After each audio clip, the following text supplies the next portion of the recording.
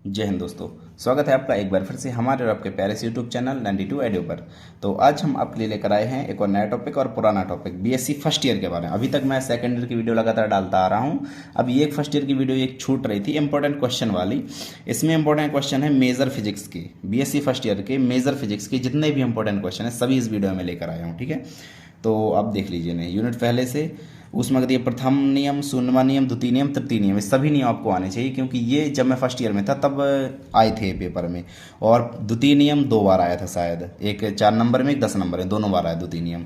तो ये नियम, ये सभी नियम आपको बहुत अच्छे से आने चाहिए। ठीक है, और कार्नों की प्रमेय, कार्नों प्रमेय आपको अच्छे से आने चाहिए। फिर इसमें ऑटो इंजन या फिर पेट्रोल इंजन, आंतरिक दहन इंजन, ऑटो इंजन। ठीक है, इन चीज़ों का आपको पढ़ लेना है। सबसे ज़्यादा इंपॉर्टेंट ऊष्मागतिकीय के पूरे नियम सब आप आने चाहिए और कार्नों की प्रमेय, ये बहुत इंपॉर्टेंट है दोनों। ठीक है, यूनिट 1 से ये कंप्लीट कर लोगे और यूनिट 2 से क्लाउसिस प्रमेय सिद्ध करना, क्लाउसिस प्रमेय लिखना और सिद्ध करना यूनिट 2 से, ये सबसे इंपॉर्टेंट है। फिर ब्रह्मांड में एंट्रोपी की अवधारणा, मतलब उत्क्रमणी में एंट्रोपी कैसी होती है, अनुत्क्रमणी में कैसी होती है, उत्क्रमणी में एंट्रोपी 0 होती है। ठीक है, अनुत्क्रमणी में एंट्रोपी कम होती है, ये सब एंट्रोपी बढ़ती है, सॉरी।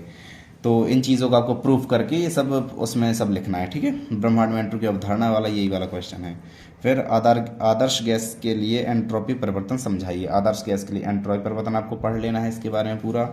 फिर एंट्रोपी की अवधारणा, एंट्रोपी मतलब परिभाषा, एंट्रोपी कार्यफलन होता है। ठीक है, ये सब चीज़ें आपको पढ़ लेनी है।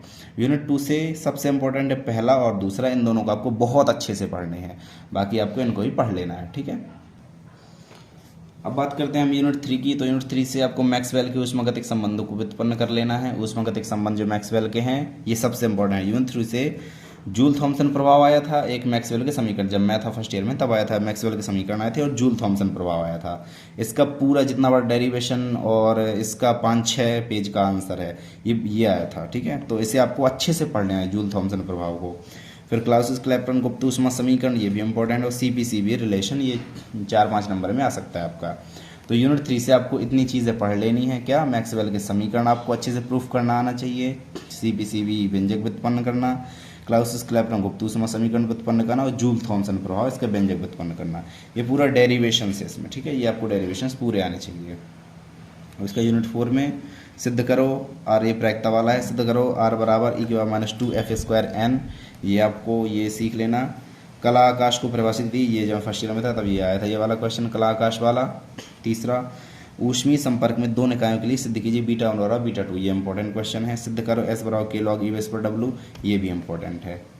ठीक है, ये सब मैंने इंपॉर्टेंट छांट कर एक साथ रख लिए हैं, इन सभी को आप पढ़ लीजिए अच्छे से, सभी इंपॉर्टेंट हैं। जिसमें इंपॉर्टेंट लिखा है वो थोड़ी ज़्यादा, उन्हें और गहराई से पढ़ लेना है, बाकी पढ़ना आपको सभी है। ठीक है, ऊर्जा संविभाजन का नियम, ये भी आप पढ़ लीजिए, शायद जब फर्स्ट ईयर में तब आया था ये पेपर में, तो ये भी आप पढ़ लीजिए। ठीक है, यूनिट 4 से इतने क्वेश्चन हैं, इनको आप कंप्लीट कर लीजिए, यूनिट 4 हाथ में है आपके। अब यूनिट 5 से छोटी सी यूनिट 5 से 3 सांख्यिकी पढ़ लीजिए बस, स्टैटिस्टिक्स तीनों पढ़ लीजिए, एक मैक्सवेल बोल्ट्जमैन, फिर बोस आइंस्टीन सांख्यिकी और फर्मी डिराक सांख्यिकी, ये तीनों सांख्यिकी पढ़ लीजिए, कोई ना कोई ज़रूर आ जाती है पेपर में। हम शायद हमारे टाइम पर बोस आइंस्टीन या फिर फर्मी डिराक, इन दोनों में से कोई आई थी। तो बस ये तीनों सांख्यिकी पढ़ो, है तो बहुत सारे इसमें क्वेश्चन, लेकिन ये 3 सांख्यिकी सबसे ज़्यादा इंपॉर्टेंट है, इन्हें आप पढ़ लीजिए, बस आपकी यूनिट 5 कंप्लीट हो जाएगी।